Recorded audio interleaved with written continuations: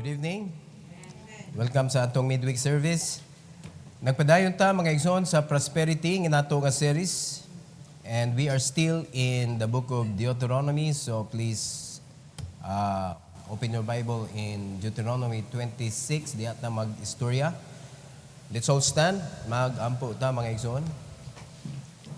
Our gracious Heavenly Father, we are so thankful, Lord, for this evening. Thank you for the strength that you have given to each and everyone. Thank you, Lord, for the saving grace that you have allowed us to enjoy na anytime na kuhaon na nimo ang among kinabuhi, mahiuban kami kanimo diha sa imong gingharian. And even while staying in this world, O God, ang imong saving grace sa amo ang pagkakristohanon sa mga situation sa among kinabuhi nagpadayon sa paghatag kanamo, Lord, nga gi-protect minimo sa mga kaaway, gi-providean minimo along the way, and you are our great physician. Nindot kaayo ang mga privileges namo nga imong mga anak. But please help us, Lord, to also remember our part sa among pagkakristohanon. So please help us, Lord, na dili mi ma-diverted regarding prosperity in this world, but rather help us, Lord, to focus on the prosperity that you prepared for us to enjoy. Salamat kay Lord, ini kagabion. Please use me, empower me once again to teach your people regarding the truth in the Bible, O God, in Jesus' name. Amen. You may take your seat, please. The title of this message is Celebrating Divine Provision and Prosperity. Celebrating Divine Provision and Prosperity. So, ang prosperity sa kalibutan is different than the prosperity that God prepared for His children. Alright? So, gitawag na siya og divine provision. So, kaning divine provision, makuha lang ni nato kung nagsunod ta sa divine word. Kay ang instruction to possess the divine provision para makadawat ta o mahimo tang angayan nga mudawat sa divine provision is only through abiding in the divine word of God. So dili pwede nga kuhaon nato ang kaalam o kinaadman sa kalibutan unya ma-enjoy dayon nato ang divine prosperity. Wrong. Wala na sa kalibutan mga igsoon, nara na diha sa Dios. All right? Please open your Bible to Deuteronomy chapter 26 and we will read verse number 9. Isip sa pagsugod, aning nga message mga igsoon, is all stand for the reading of God's Word. Together in verse number 9, go. And He hath brought us into this place, and hath given us this land, even a land that floweth with milk and honey. Kung ang Ginoo maunay muhatod sa iyang kabubuton para nimo, it must be flowing with milk and honey. Kung naakas kabubuton sa Ginoo, nangalagad sa Ginoo, nagsunod sa giya sa Ginoo, ang kinabuhi nga gi-prepare sa Ginoo for us, kung tinuod gyud ta nga nagtuo sa Ginoo, is a land that floweth with milk and honey. May God bless His word. You may take your seat, please. There are three things that we are going to discuss about this message, mga igsoon. Number 1, proclamation of provision. Sa dihang na anay provision, be careful kinsa imong giproclaim. Diin manigikan nganong nakuha ni nako og unsa may gigamit nako para makuha ni nako. Kay diha kasagaran masipyat ang mga Christians. Sa dihang naana ang provision sa ilang kinabuhi, nalimot na sila diin gikan. Nalimot na siya kinsa ang naghatag niya og wisdom how to get the wealth. Nalimot na siya kinsay nag-guide niya to get that wealth. Nalimot na siya diin gikan kinsay nag-allow nga mahitabo na siyang kinabuhi. So, sa dihang nakalimot na siya, mawala na ang iyang commitment nga gibuhian diha sa Dios. So dapat mag-careful ta sa atong proclamation. Tulo ka butang regarding ani mga igsoon kaning proclamation of provision. Letter A. Provision by God. It means acknowledging that the land and its bounty are gifts from God. So dapat ang imong pag-proclaim sa provision, dapat klaruhon yun nimo. Ang provision is by God. It is God that allowed this to happen sa akong kinabuhi. We need to acknowledge nga ang kaning naangko nato gasa ni gikan sa kahitasan.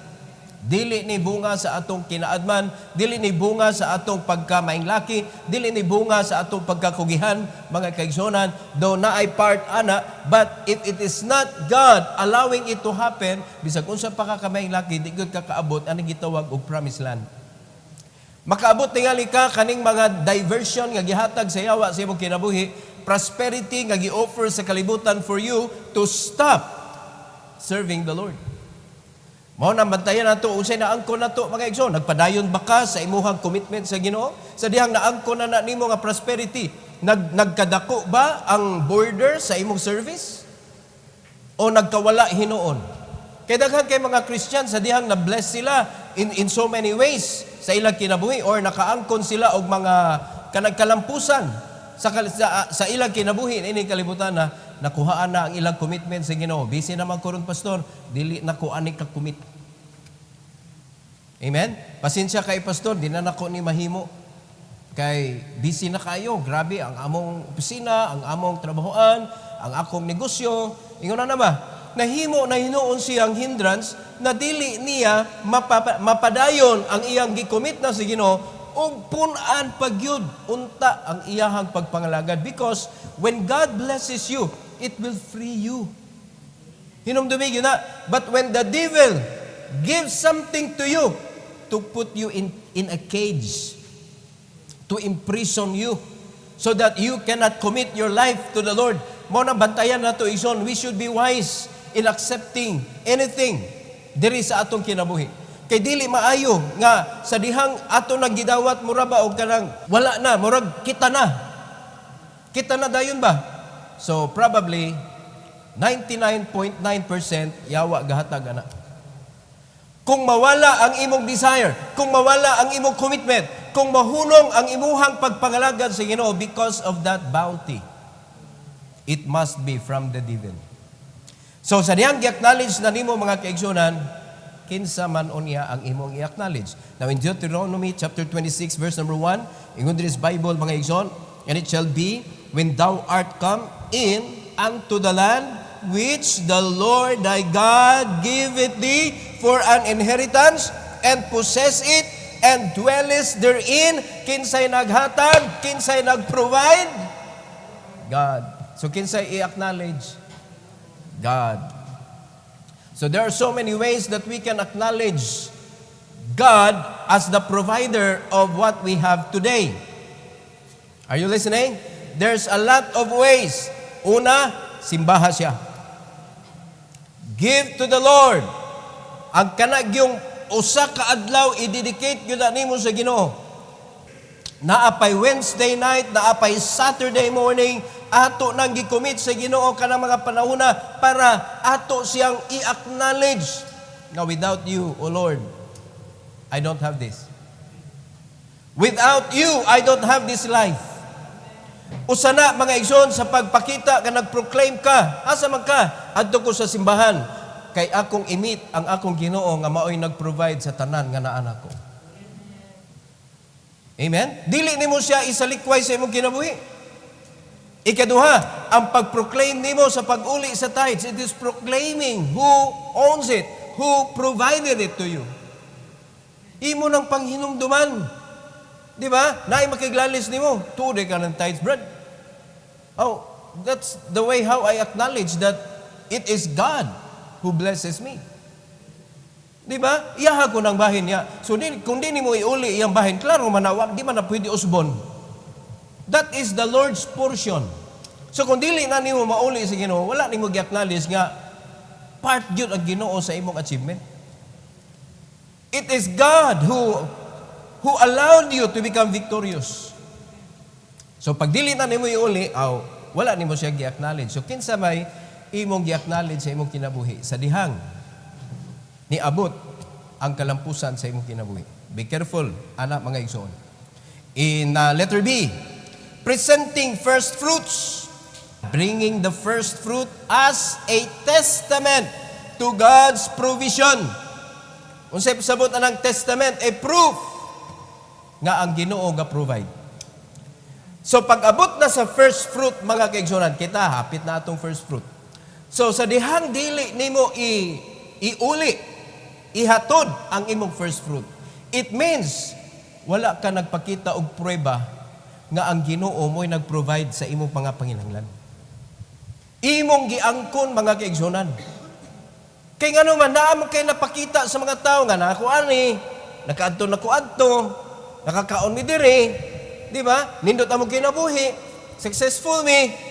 Ingon na ba? So na kay declaim nga naa kay victory sa kinabuhi. Now the problem is, where is the first fruit of that bounty that you receive from the Lord? Asa man ang first fruit? Asa man ang iya sa Ginoo? Because that is the testament of God's provision. Testament na, mga kaigsunan, proof nga ang Ginoo ga provide. So kung dili na nimo mabuhat, so in other words, wala di ay ga provide ang Ginoo. So kinsa di ay nag-support nimo? Kinsa di ay nag-allow nga maangkon nimo na sa imong kinabuhi? So you're simply telling the world, telling the Lord, dili ikaw, Lord. Dili ikaw. Unya nagsimba ta sa Ginoo every time we come to church.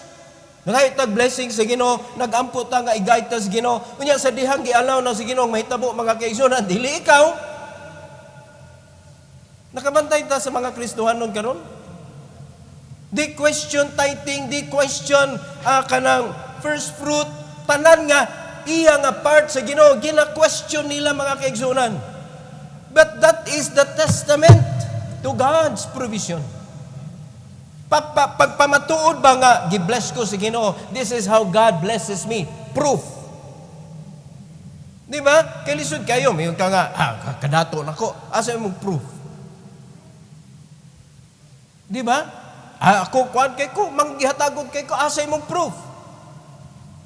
Ako maluluyod kay ko, asa mong proof? Di ba? Pag naay proof, mas believable. Unya sa Ginoo, mga kaigsunan, kitang-kita mantanan. Sige tag-worship sa Ginoo, but we do not give Him the proof. Di ba? Nga ni angkon ta, nga kani gikan ni sa Ginoo tanan.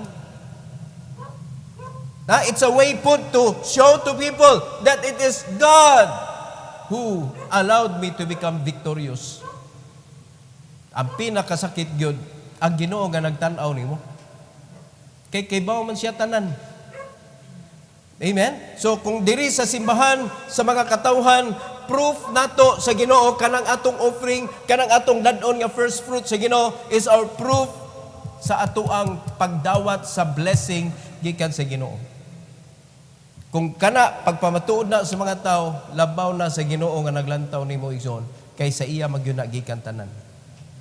All right? In Deuteronomy 26 verse 2, ingon sa Bible, that thou shalt take off the first of all the fruit of the earth, which thou shalt bring of thy land, that the Lord thy God giveth thee, and shalt put it in a basket, and shalt go unto the place which the Lord thy God shall choose to place His name there.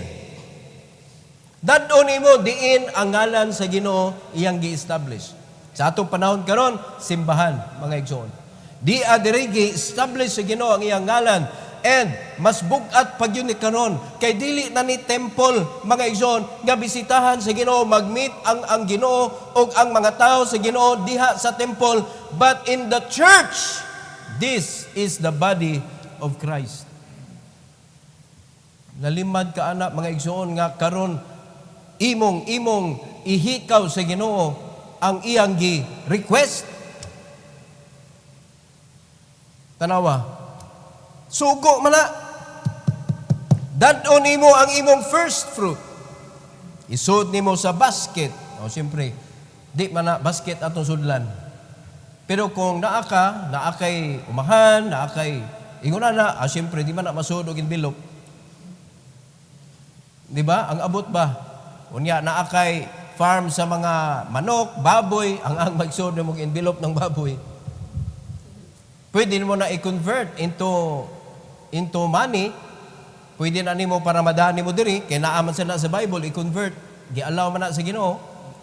Basta kana nga portion hantod sa pinakakatapusan nga sentavo, iya gyud na sa Ginoo. Di gyud na pwede nimo kuan. Kay sa diyang nahali na ang baboy, nga mao'y first fruit nimo sa Ginoo. Gikuhaan nimo gamay. So sa ato pag ikuhaan nimo gamay, so ang baboy it's either na putlag tiil, putlag dunggan, di na siya tibuok. Kay imo man gikuhaan. So dili na tibuok ang imo gi-offer sa Ginoo, it cannot please the Lord. Unya importante man na mga igsoon because it is God who commanded us to do it para sa iyang himaya. Amen? So that is the presentation of God's goodness. God is good. So, how are you going to present that? By bringing your first fruit as God commanded you. Dili man tao nag-command ani, ang Ginoo man. So ato lang bantayan. That is part of proclamation. Letter C, public declaration. Declaring before the priest the goodness and faithfulness of God. So ang pastor, wala may kalibutan mga kaigsunan sa church karon sa panahon nato, wala may kalibutan ang pastor kung sa imong walk sa Ginoo mga igsoon. But by bringing your first fruit, makaingon ang pastor, God is blessing this man. Di ba no? Laliman ka, i-wave na sa man of God, ganito sa Ginoo, and the blessing will stay, dwell sa imong balay. O, kumustahon na to atong kinabuhi. Nipuyo ba ang panalangin sa atong panimalay? O kinsay nipuyo sa atong panimalay? Ha? So that is the declaration ngadto sa man of God ug unsa kanindot ang Ginoo sa imong kinabuhi. In verse number 3, the Bible says, "And thou shalt go unto the priest." Sugod kina sa Ginoo. "That shall be in those days." So, lahi ang sa unang panahon, lahi pod karon, in our days now, mga pastor mo'y gibilin sa Ginoo sa iyang simbahan. So imo nang i-present dito and say unto him, "I profess this day unto the Lord thy God, that I am come unto the country which the Lord sware unto our fathers for to give us." Declaration. That is part of the proclamation of God's provision. Pagkaninduta. So kung dili nato ni mabuhat mga igsoon, murata gahilas-hilas og simbas Ginoo, pero wa nato gi-proclaim nga siya mo'y hinungdan sa tanan nga kalampusan sa atong kinabuhi. So we need to be careful na kinsa atong gi-proclaim kay daghan kay tagmatuboy sa atong kinabuhi tungod ni brother, tungod ni ma'am, tungod sa akong company, tungod sa ako ang nahuman, tungod sa akong ginikanan. Tuwa na ito gipanglabay tanan dito. Asang Ginoo dapit? Bahala nagmalimtan na nimong tao mga igsoon nga nagtabag nimo. Ay lang yun kalinti ang Ginoo nga nag-allow nga mahitabo na. Because it is God who choose people to become your help. Kung wala na sila gi-allow sa Ginoo, di na sila i-bless sa Ginoo, nga mahimong blessing diha nimo. So adto gyud nimo ibalik sa Ginoo ang himaya tanan, Lord, salamat kaayo. So by proclaiming through this, atong gisgutan today, then you can proclaim properly kabahin sa provision nga gihatag sa Ginoo. Number 2, confession of consecration. Confession of consecration. Pasabot na lang consecration. Imo gyud gi-separate, gi-special gyud ba? Special yun. Letter A. Consecration of the first fruits. Kani, daghan kayo mga Kristohanon, nga wag yun gibuhat. Setting apart the first produce as holy and dedicated to God. No? Kano sa mana ni tunga ang first sa usa ka tuig. Kay year by year man eh. Sa unang bahin sa tuig. Kano sa may hatod? Sa katapusang bahin sa tuig. That is keeping your commitment. Daray, ang pinakanindot yun, na set aside na nimo pag January. Nakakuha na nakatago na asa nimo gitaguhan mga kaigsunan, ug di yun na nimo hilabtan, bisag unsa pa'y mahitabo sa imong kinabuhi. So nilabay ang pila ka buwan sa imong kinabuhi, daghan mga ups and down, mga igsoon, wa gyud nimo gi huna-hunaag dautan ang imong first fruit. So that is a practice of your faithfulness to the Lord. Iya man as Ginoo, ngano imo man hilabtan. Di ba? Oh, ato man ang gi-practice sa atong kinabuhi. O mayon na ta, kung ano sa nato, kay layo patong December, asa naman ang consecration of what we call holy thing. So kung mabuhat na nato mga igsoon, nakita sa Ginoo nga ikaw committed kay ka nga taguan na, bisag wa na mo gikaon, wa gyud na nimo siya hunaag dautan. Bahala nagwa ka kabayad sa imong kurinti, wa gyud nimo hunaig dautan mga igsoon ang imong first fruit. Kay first fruit lagi na. Moabot ang panahon nga ako na nindadon didto sa simbahan, wa gyud na mahilabti. Wa gyud mahilabti. In verse number 4, tanawa ko sa King's Bible. And the priest shall take the basket out of thine hand and set it down before the altar of the Lord thy God. Lahi gyud iyang butanganan. Sa simbahan, consecrated siya. Ilahi, mga igsoon. So sa atong kinabuhi, diha palagdaan, ato na nang i-practice ang consecration of the first fruit. Kana, kung imong gi-acknowledge nga it is God who provided me everything. Well, that is something hard to do for the flesh. Are you listening?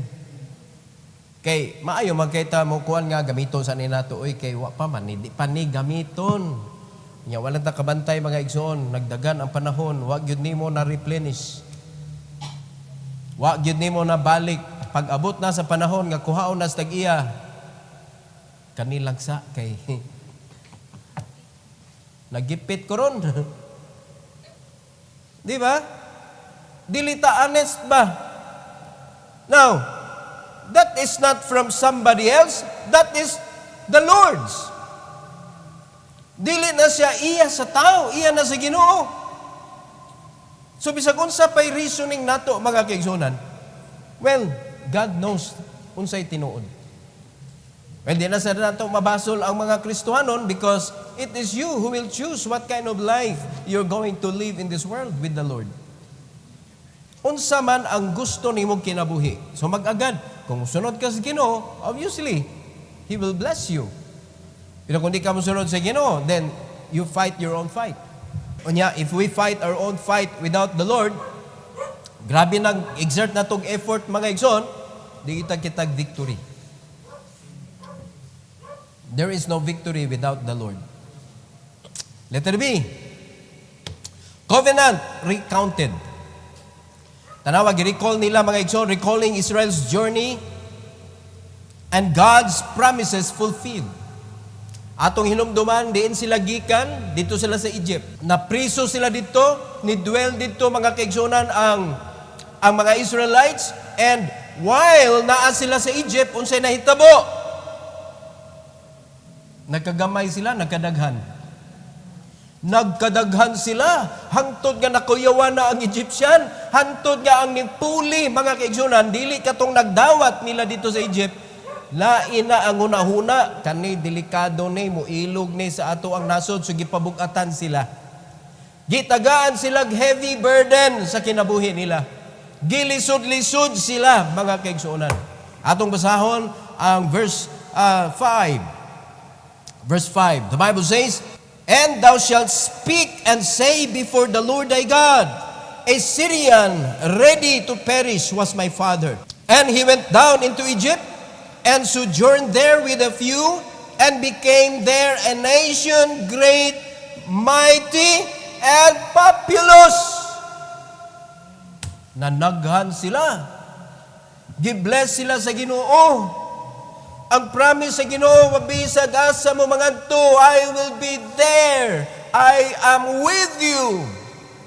Labaw na karon mga kaigsuonan na I promise ang Ginoo sa book of Matthew chapter 28, mga igsoon, I will be with you always, even unto the end of the world. Amen. Tay panaminaw ta? God is true to His word. Sa dihang naadto na ang mga Israelites sa Egypt, wa pasagdis Ginoo. Gibless sila. Mas wise sila mga igsoon kaysa mga Egyptian. In fact, sikat kayo ang Egypt sa ilahang pyramid. But the one who made it, mga Hudyo. Ang mga Israelites ang nagbuhat. Ang naghimo sa bricks by hand and by feet, mga igsoon. Sila mo'y ga-build yun. Mo na ingon anak kalig-on, pila na katuig ang nanlabay ang pyramid, lig-on gihapon kaayo. Walay siminto. Walay siminto. Na? Against sa mga uban nga mga gipantukod, mga kaigsunan, wa na. Kinala na i-demolish. Pero ang gihimo sa mga Israelites dito sa Egypt, nagpabilin hantod karon nga iconic sa ilang lugar. Nga wajud ka, huna-huna ana ang mga Egyptian. Grabe sila, mag-apil-apil sila og daog-daog po sa mga Hudyo. No? Pero, ang Hudyo man atong sundan ani, ang mga Israelites man, gi-fulfill sa Ginoo ang iyang promise. I will go with you. Gi-promise na niya ni Moses, gi-promise niya kan Joshua, so on and so forth. Mga kaigsunan, I will be with you. And God promised it to us also. I will be with you. Now, kita mga Kristohanon, asa naman nasumok ni atong kinabuhi? Nakita ba ang presensya sa Ginoo? Because He is true. If we follow His voice, if we obey His words, His promises are true. Dapat ato ning ma-enjoy ni mga igsoon kay tinuod na ni. Amen? So mo na recall nila sa ilang kinabuhi. In letter C, commitment to God. Renewing their commitment to follow and obey God in response to His blessings. Bantay gyuta sa dihang mo bless ang Ginoo nato, ang imong gihunahon, Lord, I will use this to serve you. Dapat ang imong commitment sa Ginoo, I will obey your voice. In verse number 6 to 8, mga kaigsunan, usag ingos Bible, and the Egyptians evil entreated us, kinanaghan man sila, and afflicted us and laid upon us hard bondage. Gilisod-lisod sila kay nahadlok ang mga Egyptians nga nanaghan sila unya mga kusgan pa jud, mga healthy, unya mga wise. Kuyawan ang mga Egyptian kay ang mga Egyptian kanang mas kuan man kanang ikumpara nimo ba mas baskog maglawas ang mga Israelites. Wa na gikuyawan sila. So in verse number 7, the Bible says, and when we cried unto the Lord God our fathers, the Lord heard our voice and looked on our affliction and our labor and our oppression. Hallelujah. So wa gid sila mga kaigsuonan nagpapildi sa mga oppression nga naa silang palibot because they believe that they have their God, which is also our God, that they could cry on. Mao na kita daghan na pressure ani left and right, mga igsoon, left and right, back and front. Kung ang pressure sa imong kinabuhi nag-surrounding na we are surrounded, completely surrounded with the persecutions. Remember, they cannot cover the top part of your life. They cannot be there. Dili sila pwede nga mabaga niya ang imuhang communication sa Ginoo. Pwede niya babagan ang imong mga padulngan sa imong left, right, back, and front, but they cannot stop you from calling. Ang problema lang mga igsoon, kung focus na kay ka sa mga nag-alin nimo, ganun sila alihan, magiging ko ani nila, ganun ilam, di ko initan, kung ilabot ani nila, unya ikaw man, ibis mo hangad ka, idupko ka. Sa pasuan ng duko, surrender. Di ba? Mingon na ka, prinsipyo sa kalibutan, if you cannot defeat them, you join them. So ni Kuyog dalang kaniya, na meresikyot ng pamuglain. Di ba? Ayaw Jud, bahala, ikaw na lang usa, persecutor lang naas palibot nimo. Always remember, there's always top part of your life. There is always way how you could communicate to God. Kay wala gyud alina mga igsoon. Wa gyud makaali ana. Hinumdo mo sa dihang si Daniel nga gibuhatan mga kaigsunan, he was plot by kanang other wise men kintahay sa ilang panahon nga nasuya kay siya may gihimo nga kanang leader. Nagpahimo sila decree nga kinahanglan ikaw ra gihari. O kung dunay laing mga tao nga magampo sa laing hari o mo worship sa laing hari, prisuhon sa Lion's Den. King Darius giganahan man. So ningon na siya, nindot na da. Sige, approve. O karon plano dito. So gisumbong Daniel is calling upon his God, which he called his king. So sa may kuan ani, na may decree. Kasi nahimo. Nag-goal siya, pero it must be done. So sa gibuhat, gilabay si Daniel dito sa Lion's Den, completely covered. Pero bisag cave pa to mga kaigsunan, then di gyud nila masapungan ang communication ni Daniel ug sa Ginoo. Gi-shut up ang mouth sa lion by the Lord. Hilaliman kag gutom ang mga leon. Pero tan-aw nilang Daniel, di kini pagkaon. Di ni pagkaon. Ingon ana ang Ginoo mga igsoon, mo padala og help. Basta ang ato lang gyud, let's renew our commitment. Do not cover your communication with God. Ayaw i-abandon ang imuhang kanang communication sa Ginoo. Bible reading, imong personal devotion, your prayer time. Ayaw na siya i-disregard sa imong kinabuhi. Kay bisan tuod, walay makatabon, ana, pwede na nimo i-disregard sa imong kinabuhi. Pwede na nimo ibaliwala sa imong kinabuhi. Sumurag ikaw ray gabutang mga kaigsuonan og roof that you cannot see God in your life. So ikaw ra ana mo siyadaan. Amen? Bisag pila pa ang magplanog dautan sa atong kinabuhi. Nobody could stop God from helping you. Basta sakto lang imuhang relasyon sa Ginoo mga kaigsunan. Tepa, nasabtan na to ni. Okay, arita sa verse number 8. Tanawan sa gisulti verse number 8.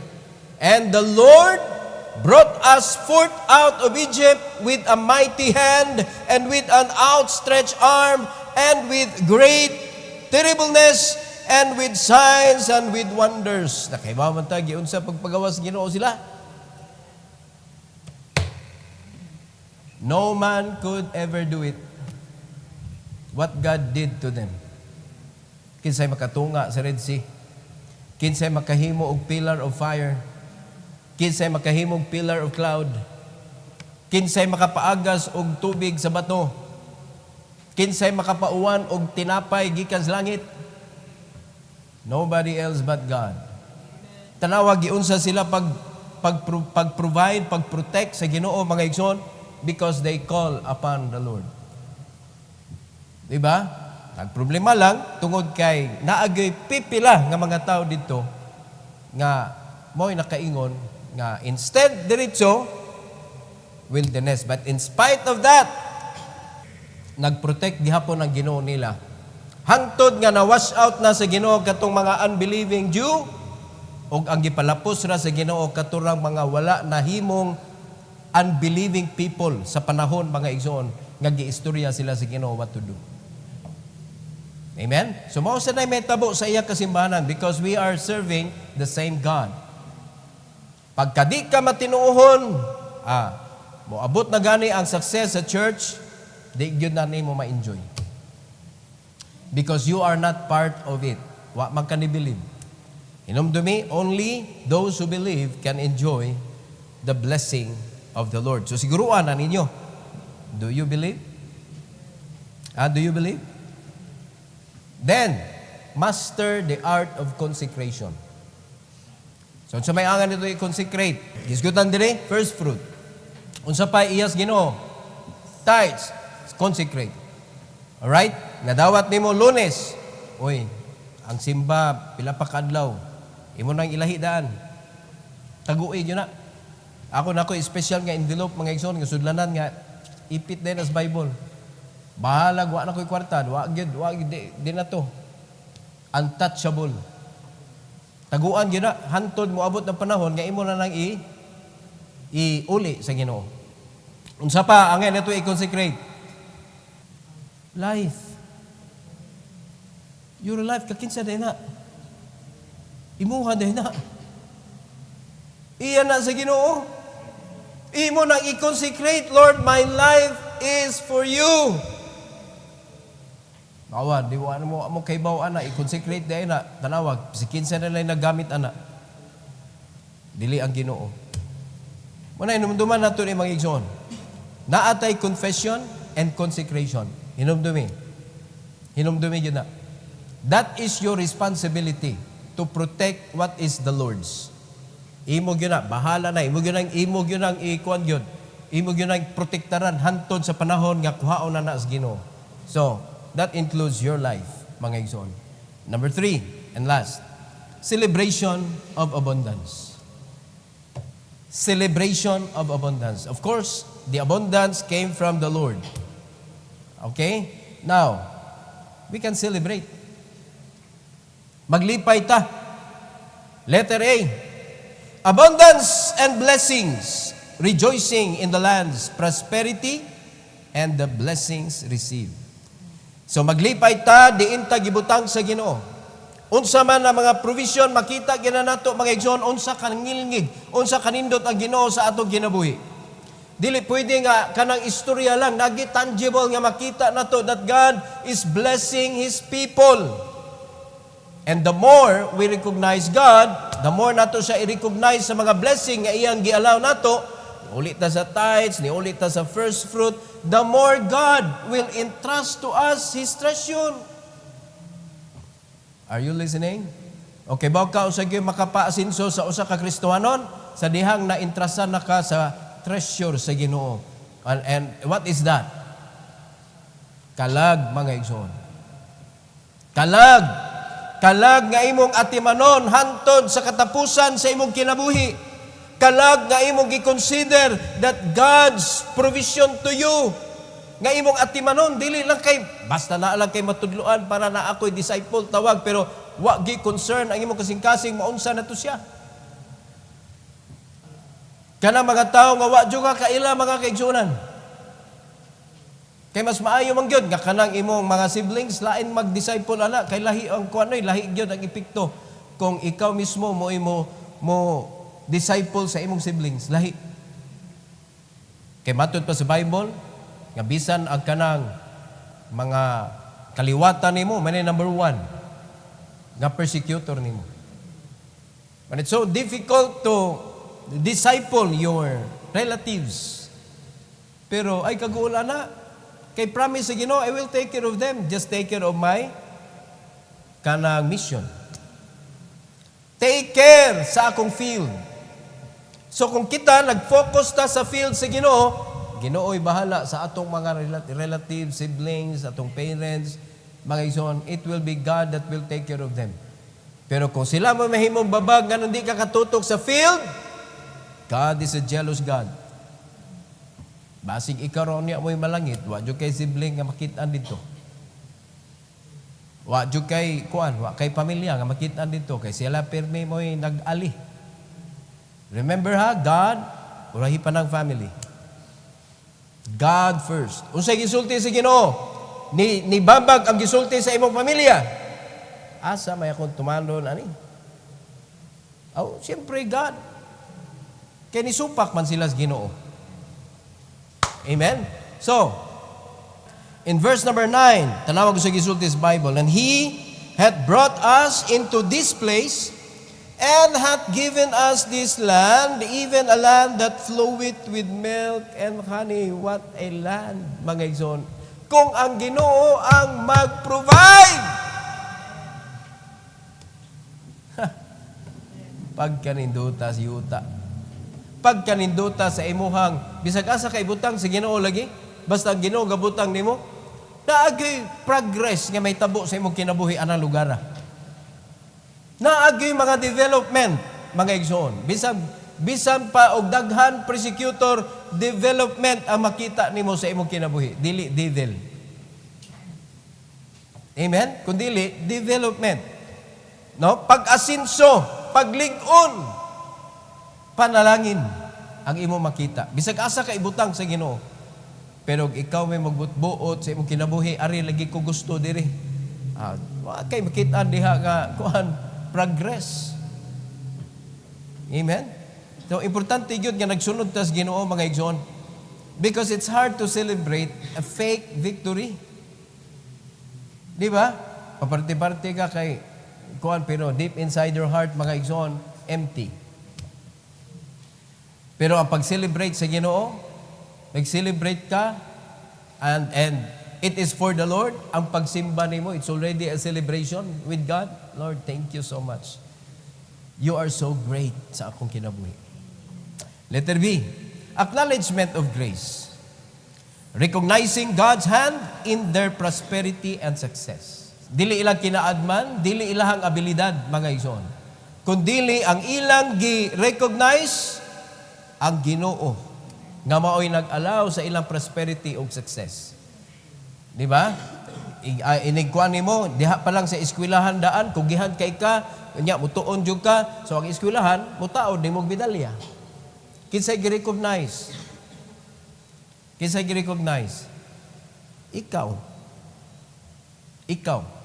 For na gi-feature mga kaigsuonan sa KMJS. Janitor sa usa ka prestihyoso nga eskwelahan, college. Una ang iyang papa. So, half scholar ang iyang anak. Nakagraduate.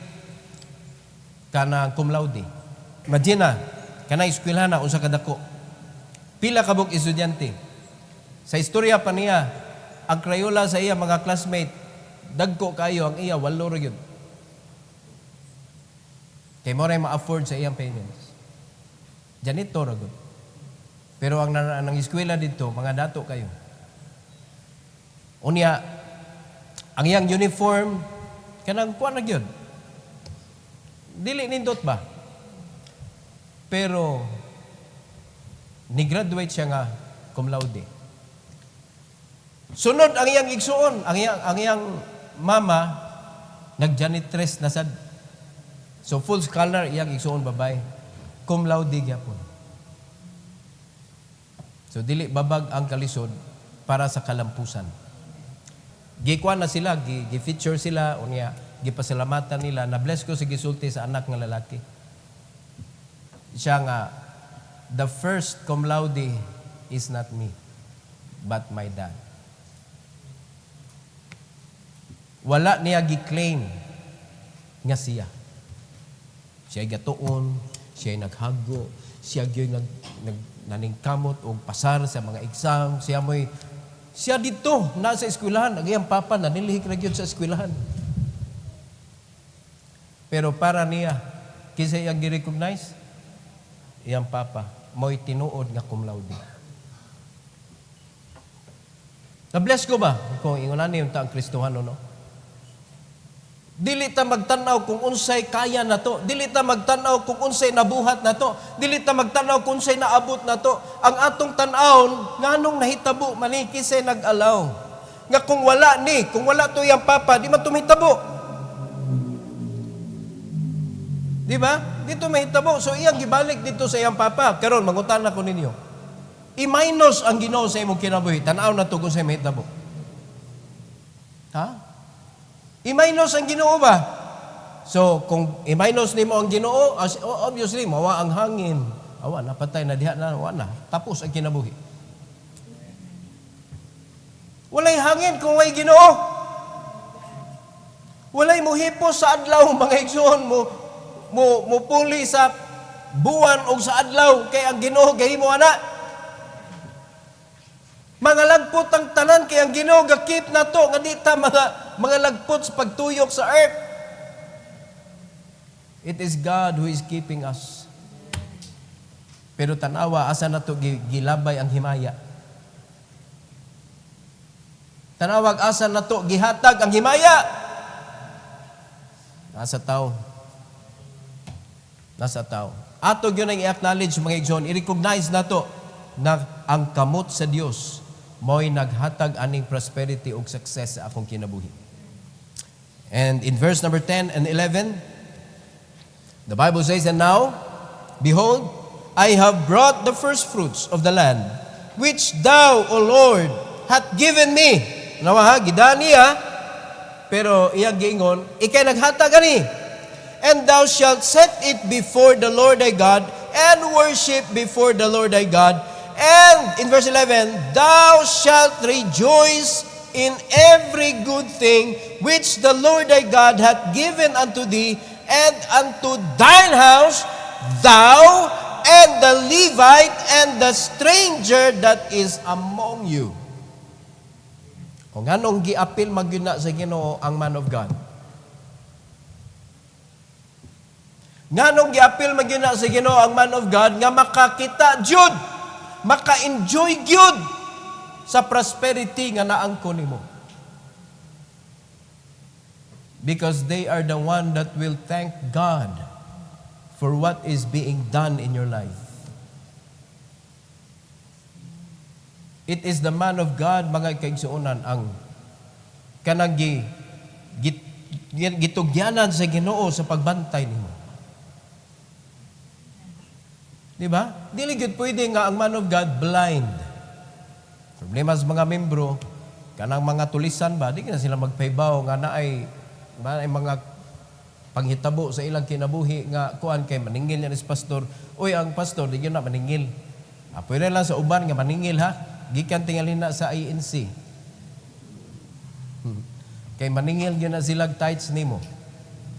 Pero the way God is teaching us regarding tithing, itudlo ra gyud na mga kaigsunan. Ikaw na ug ang Ginoo mo'y maglantugi anang imong obedience. But the part of the man of God in your life is to teach you and to enjoy with you in your prosperity. Hello? Oh, Dio, ang mga membro, mingon, pastor, ari niya ta diri pastor kay mag-celebrate ta na ay blessing gihatag sa Ginoo. Kay makahimaya ta sa Ginoo ana mga kaigsuonan.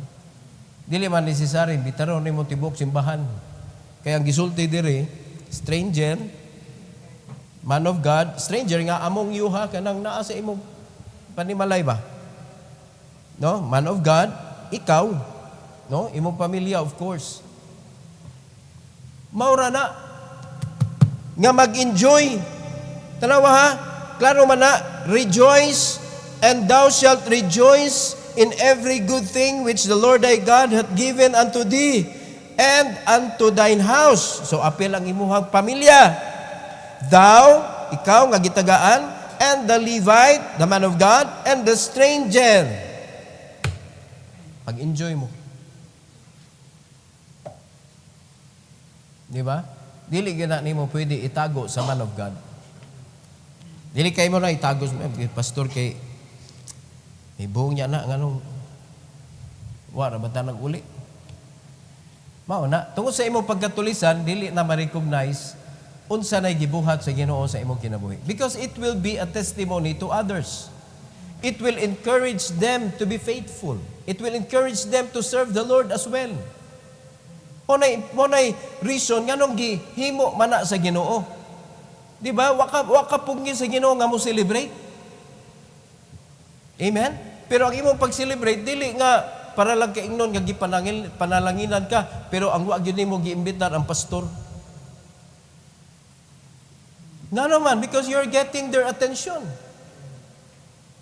Unsa may pasabot ana. O dili tingali na gikan sa Ginoo nganong ang iya sa Ginoo wala man diha.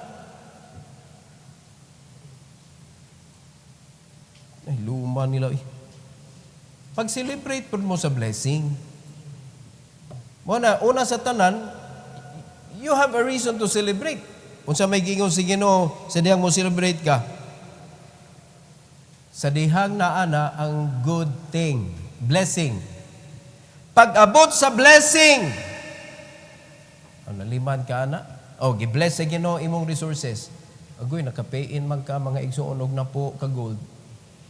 Nipakang sa pikas na po. Pastor, celebrate ta, Pastor. Celebrate ta, na blessing, Pastor. Unya ng lihok. Nang lihok ba?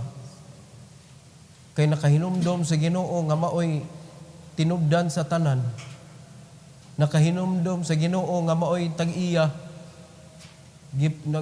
O kamog, di mo kahinumdom sa Ginoo na imusod. It is God who controlled everything. Di ba no? So ang mga nagsunod ninyo nga wala pa ni apin, ganito si kuano. Di kuano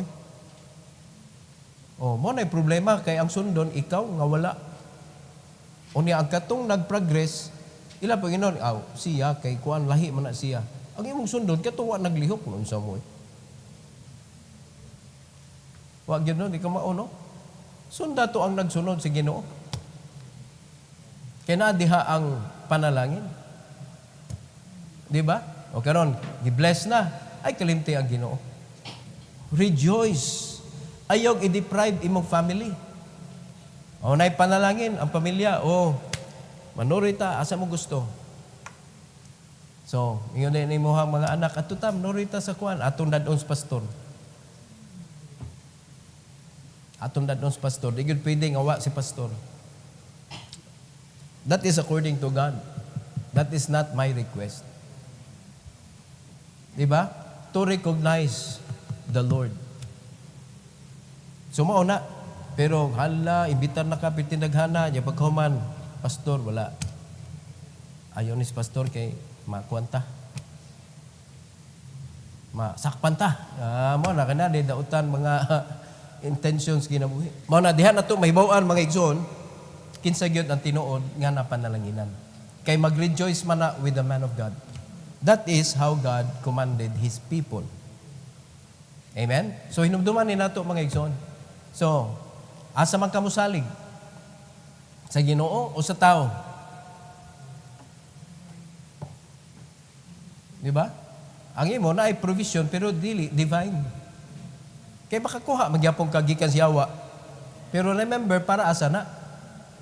Para i-stop ka sa pagpangalagad.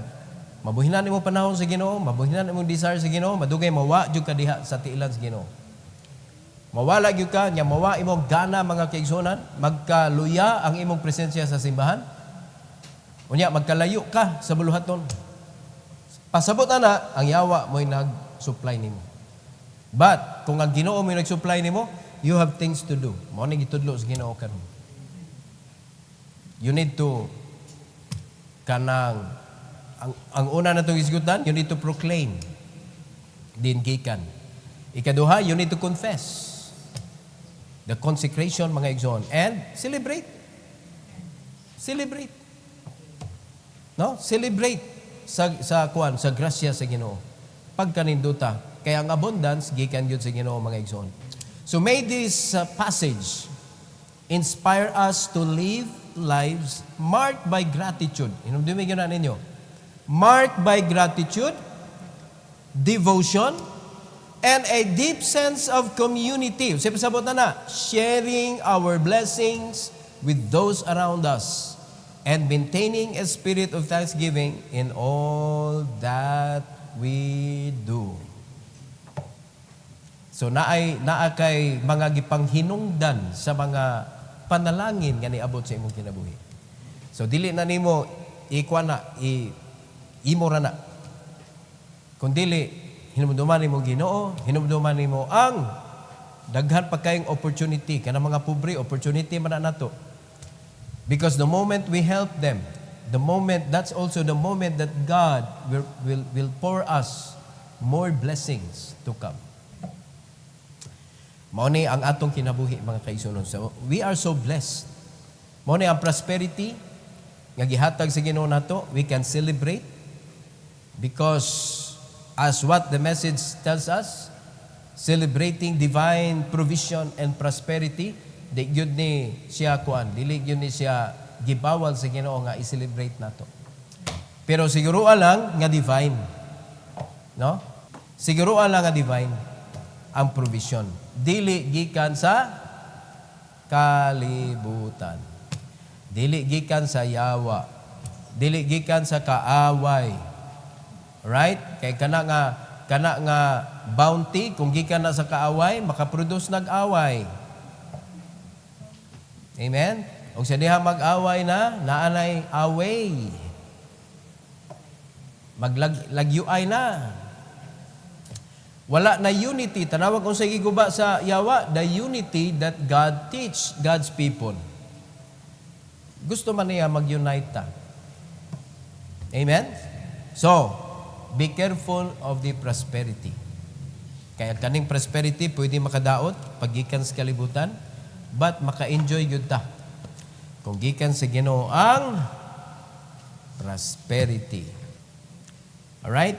Every head bow, every eye close. Our gracious Heavenly Father, thank you so much, O God, for teaching us about divine provision. And help us, O Lord, that one day sa among kinabuhi, we could also celebrate your goodness, the bounty that you allowed us to enjoy in our life. And help us, O God, not to forget where it came from, who allowed it to happen. And help us, O God, to focus on your field na sa dihang moabot na ang panalangin sa among kinabuhi. Dili gyud namo tugutan, Lord, nga kutob ra namo. Kundili himo ami nga panalangin ngadto sa uban. Because that is the kind of spirit that you wanted us to have. And please bless your people, O Lord, to recognize your words by recognizing also the man of God in their life. When there is prosperity and victory in their life, it should be done according to your word. Thank you, Lord, for the Holy Spirit that will teach us everything and to allow us to understand and to apply it in our lives. Because without the Holy Spirit, misteryo gyud ni tanan mabasahan namo sa imong pulong, Lord. But since we have the Holy Spirit in our life, it became an instructional book, ang Bible. Salamat kay Lord sa pag-enable namo sa pagsabot na ini. And we pray for this invitation that you will bless your people to come, to kneel down before you, O God, to ask your help so that they could also remember you every time nga ikaw magpanalangin nila, O Diyos. Salamat kaayo. Please prepare the altar for your people as they come, Lord. Help them to come with a pure heart. In Jesus' name we pray. Amen.